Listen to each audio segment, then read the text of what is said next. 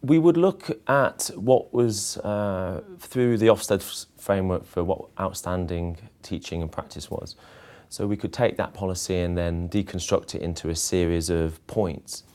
And then we would go to the team and say, we're going to look at these certain points individually. And we might do that through a variety of different ways. We could look at through book scrutiny, learning walks, spotlights.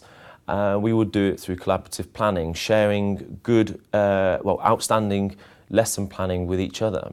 But we can also monitor the progress that this is happening through.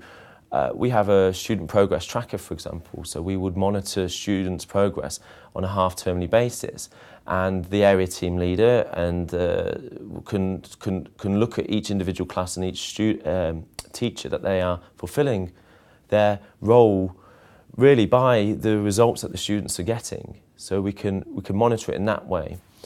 We also would, for an example, can see the development of individual staff through concentrating on certain areas for them. So just to give you one example, we had a staff member 2 years ago who was producing satisfactory and inadequate teaching within a class. So we concentrated on her, looked at the things that they would need to improve, and we focused on them, and sort of one step at a time. We were looking at, was it her lesson planning? So we would put her working with a particular person to improve her lessons and her planning. Then we will maybe concentrate on her assessment for learning.